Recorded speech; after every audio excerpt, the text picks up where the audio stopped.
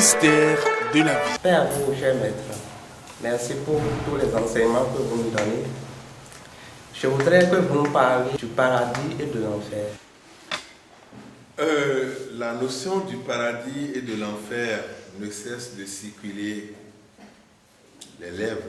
Mais le problème principal, ou ce que je veux que le monde comprenne, c'est de savoir pour le monde qui est Dieu.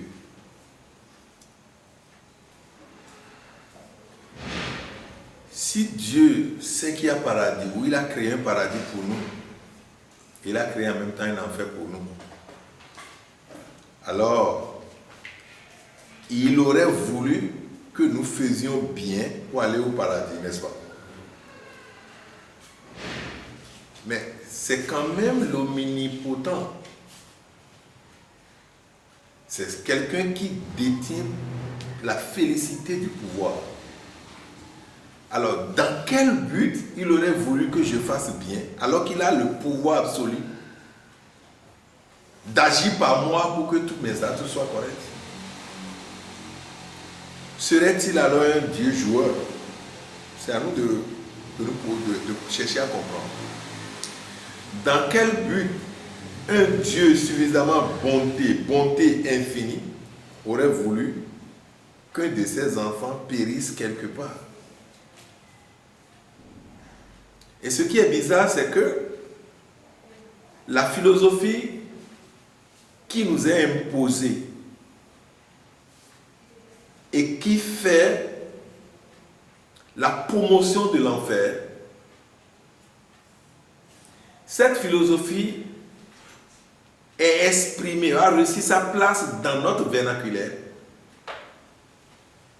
Et on appelle Nyon Dimanche.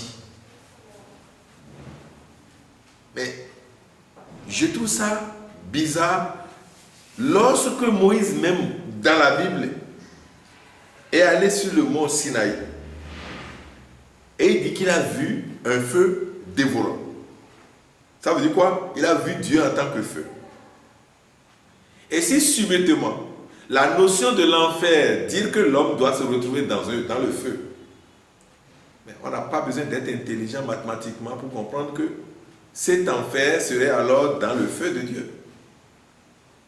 Puisque Dieu, quand Moïse l'a vu, il a vu un feu qui dévore, qui est suffisamment brillant, dévorant, que n'importe qui ne peut supporter. Alors, si l'enfer est le symbole ou le prototype même de ce feu, qui se retrouve dans l'enfer se retrouve dans Dieu. Si Dieu, entre griffes, ça dépend de ce que chacun y met. Mais si je me réfère au Dieu de Jésus-Christ, qui est amour sans limite, pourrait-il créer du feu pour que vous puissiez périr dedans? Alors, s'il est ce feu, est-ce que vous pouvez périr dedans? S'il était ce feu, où le feu de l'enfer existe et qu'on vous envoie dedans, c'est tout ce qui est contraire au feu en vous qui va brûler. Alors, tout ce qui est contraire au feu, c'est votre ignorance. Tout ce qui est contraire au feu, c'est votre ignorance. Tout ce qui est contraire au feu, c'est la peur. Et ce n'est que de votre peur qu'on parle lorsqu'on vous parle de l'enfer. Vous avez peur du feu. Et on vous dit, vous risquez d'aller dans le feu. Et vous avez peur du feu. Et je vous dis, cette notion de l'enfer, du paradis, n'est même pas inventée par ceux qui vous ont amené la Bible.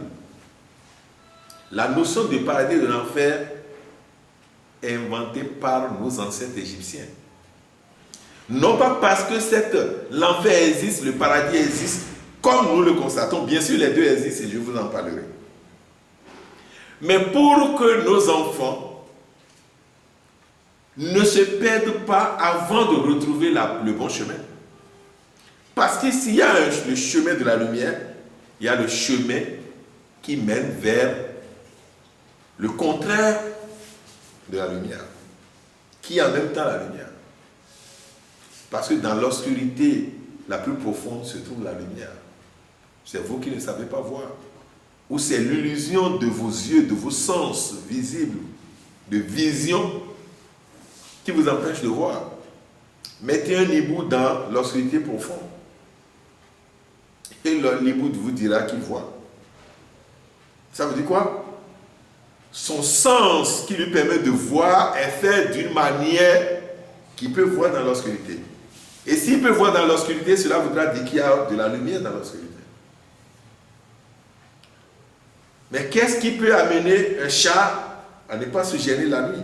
Ou un rat géant qui sort facilement la nuit et qui sait là où il y a de la nourriture, là où il y a de noix de palme et sans une torche.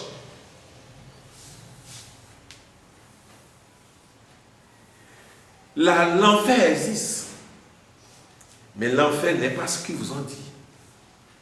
L'enfer, c'est faire le contraire de l'expérience que vous aimeriez faire. C'est faire le contraire de l'expérience que vous aimeriez faire. L'enfer pour un bachelier, un candidat au bac qui aurait bien appris. Quand il apprenait, il cherchait quoi? Il cherchait à réussir. Il est peut-être même le premier de sa classe. Il travaille correctement, il a veillé. Il a bravé la pluie, les précipitations. Il est allé chercher les autres exercices, les autres épreuves des autres collèges. Il a fait tout ce qu'on devait faire. Et d'abord, il est apprécié de tous ses professeurs. Il va les amener les choux. Voilà l'enfer pour lui. Il ne pourra pas tenir. Ça va lui faire mal. Il vient de faire l'expérience du contraire de la joie qu'il attendait. Mais s'il ne faisait pas l'expérience du contraire de la joie, comment va-t-il apprécier la joie? Est-ce que la joie existerait pour lui?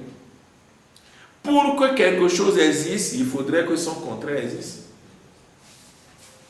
Nous vivons dans une vie de polarité.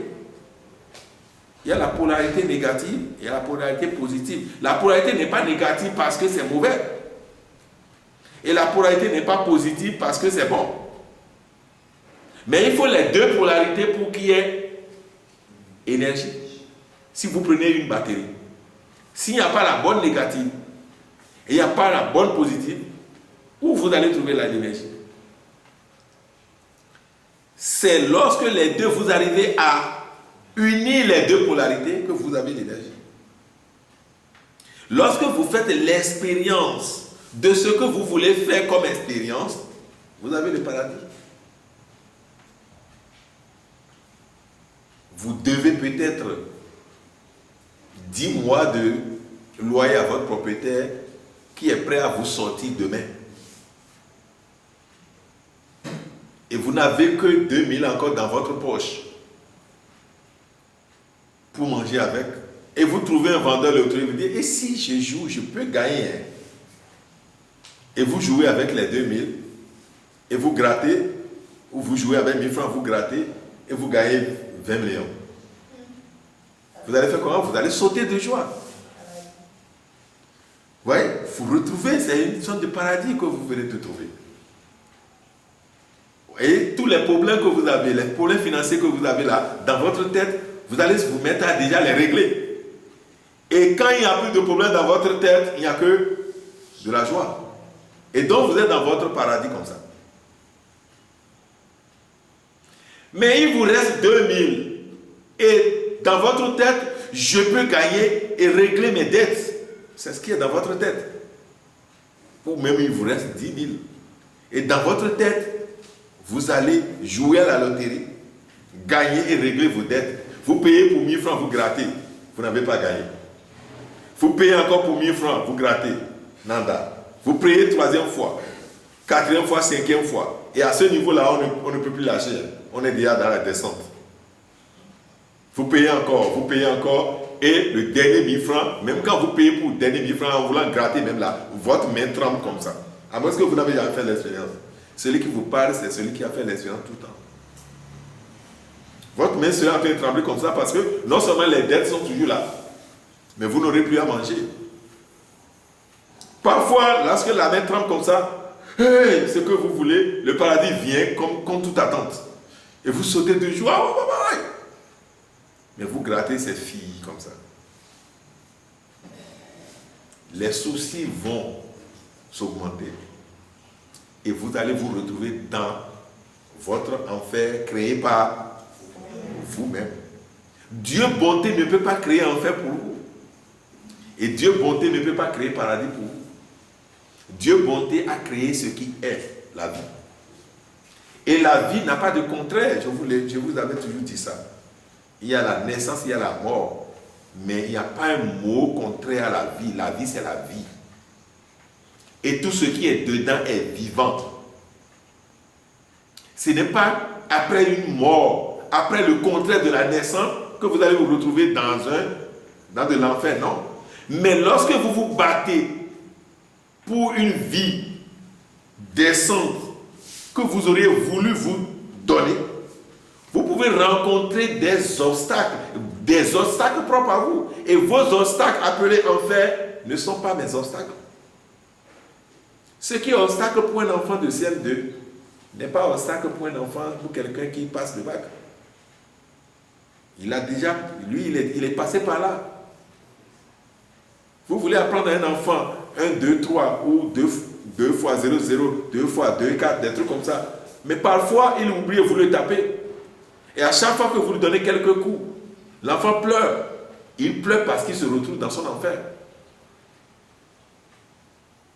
Mais à un moment donné, lorsque vous y maîtrisez correctement, et n'importe qui vient, on dit viens me chanter 2 fois 2, il le fait facilement, 3 fois 3, il le fait facilement, et que après avoir récité 2 fois, on lui remet une pièce de 100 francs. Il sera toujours content. Et donc la chose qui constitue l'enfer pour lui hier devient son paradis. Et c'est d'ailleurs pour ça que nous ne devons pas fuir les obstacles, les problèmes, les difficultés, les épreuves de la vie, qui sont pour nous les enfers au quotidien. Et ces enfers sont des forges pour nous forger. Ces enfers, ces obstacles sont des forgerons à la forge qui nous forment, qui nous forgent.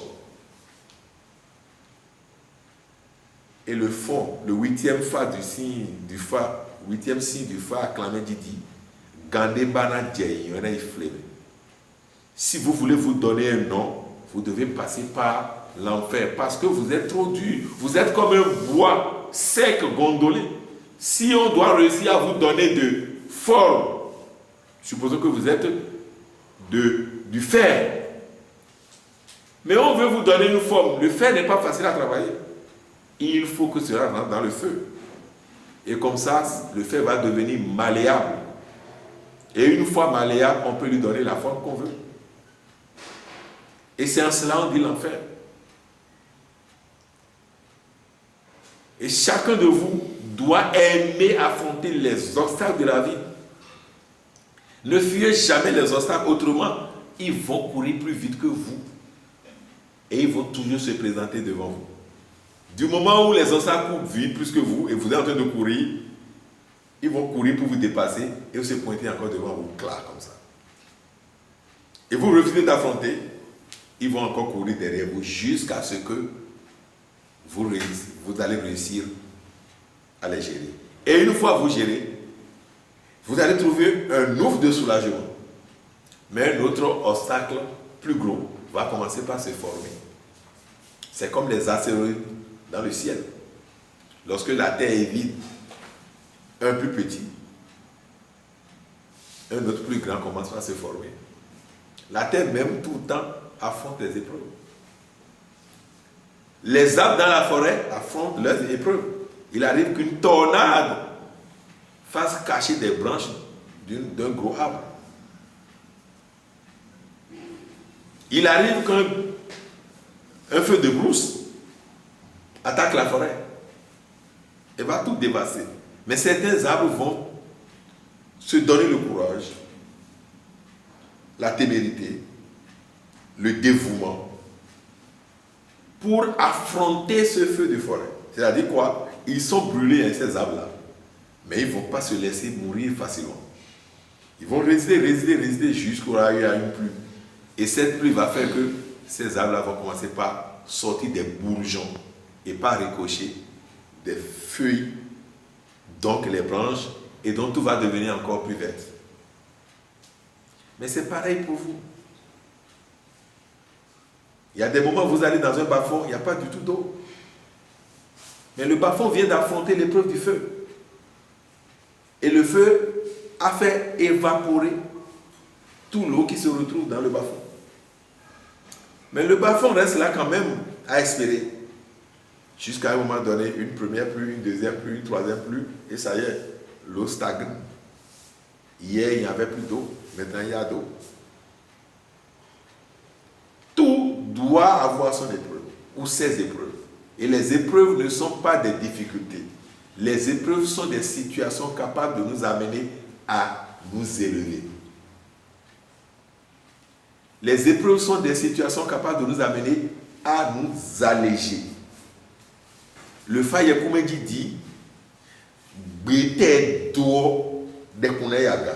Pour dire quoi qu'en soit la lourdeur de la forêt, la plante rampante va utiliser un arbre pour se retrouver en haut. Or, le phare le plus lourd, c'est Koumedi encore. Mais pourtant, la lumière qui est dedans dit, quoi qu'en soit la lourdeur du corps, moi, la lumière cachée, je vais sortir. Donc, devant les situations, ne pensez pas que c'est l'enfer pour vous, ou c'est votre enfer aimé. Et battez-vous pour vous purifier dans cet enfer de tous les jours, et non l'enfer que les colons vous ont amené. Cet enfer et ce paradis amené par les colons, les deux sont fondés sur la philosophie qu'on appelle la philosophie de la peur. Et la peur est appelée la science du peu, ou la sagesse du peu. R en numérosophie égale sagesse. Et nous avons peu. Donc, la sagesse du peu. On vous pousse à courir derrière les miettes. L'homme peureux ne peut gagner, ne peut vivre aisément. Parce qu'il est peureux. Mais l'audacieux, et je pense bien au grand maître Peter Deneuve, il dit les craintifs n'ont pas droit au royaume des cieux. Pour dire, si vous courez derrière le peu, vous aurez le peu. Parce que vous ne voulez pas des épreuves de taille.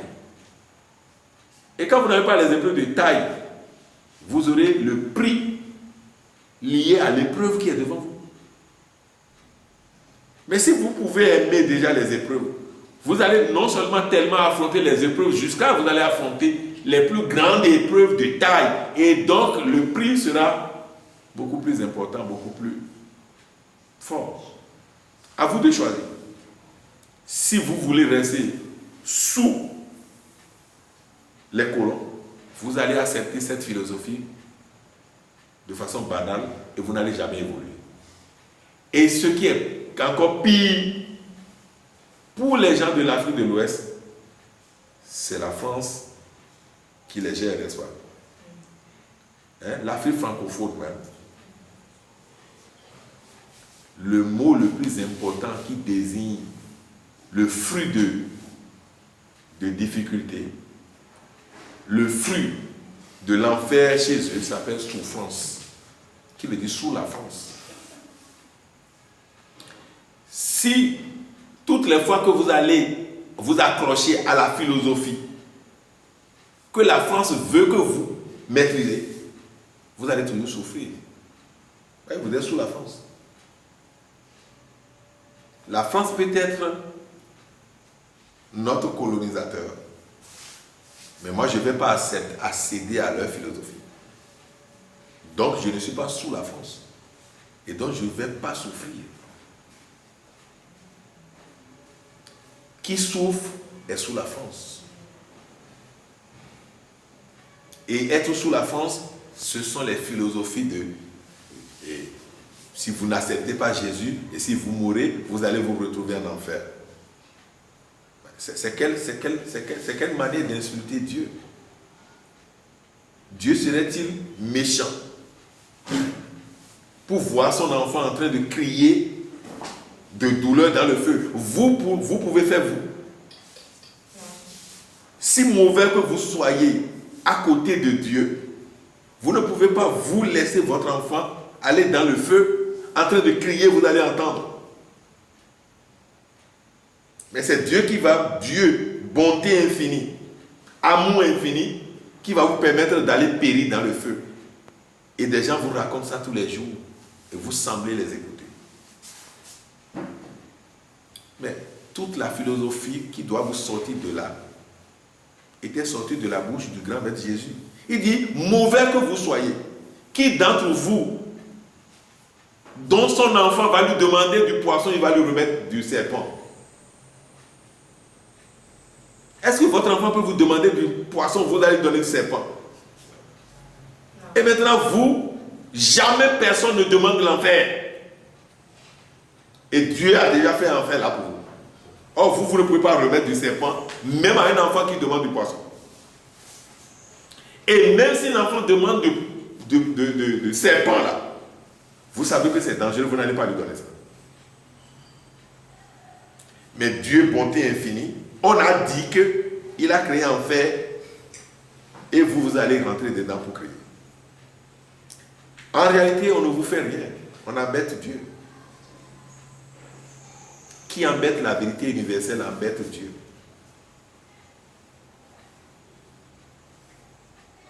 Vous n'êtes pas capable, ou vous, il est temps que vous dépassiez cette manière de voir.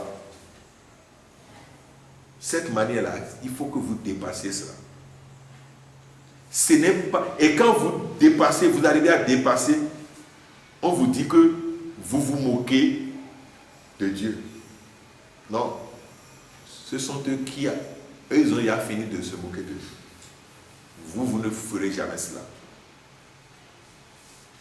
Eux, ils sont là pour détruire ce qui est construit. Et si vous voulez les imiter, ne détruisez pas, démolissez plutôt. Enlevez ce qui ne va plus avec vous. Et laissez ce qui va avec vous. C'est ça, démolir. J'enlève les vieilles chambres et je construis de nouvelles bonnes chambres. Je démolis ça. Mais rasez tout là, ne faites pas ça. Il y a forcément quelque chose qui n'est pas contraire à la beauté qui est en vous. Il y a quelque chose qui est la beauté encore en vous. Si vous rasez tout, vous allez raser et la beauté et ce qui est contraire à la beauté. Le paradis et l'enfer est une invention des hommes. Mais tout ce qui porte un nom existe. Et si l'enfer existe, c'est faire la pire expérience de ce que vous n'aimerez pas faire. Et si le paradis existe, c'est faire la vraie expérience que vous aimez faire. Merci, Père profond d'amour. Merci.